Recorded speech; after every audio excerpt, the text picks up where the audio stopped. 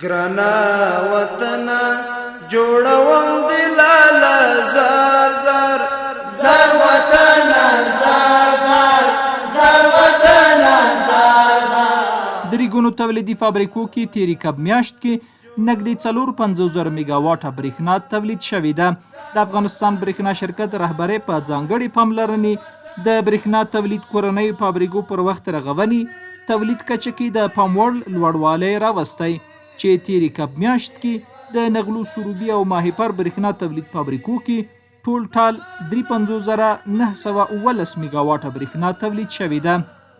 د نغلو برېښنا تولید فابریکې کې تېرې کب میاشت کې 14,114 میګاواټه، سروبي برېښنا تولید فابریکې کې 15,255 میګاواټه او ماهیپر برېښنا تولید فابریکې کې هم 2,548 میګاواټه برېښنا تولید شوې چې د عمومي سیستم له لارې پیرودونکو ته شبکو کې ویشل شوې ده.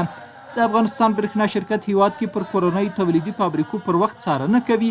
د تخنیکی ستونزو حل ته پر وخت پاملرنې سربیره د اوبو مدیریت سره د برېښنا تولید کچه کې د پام وړ بدلون راغلی دی.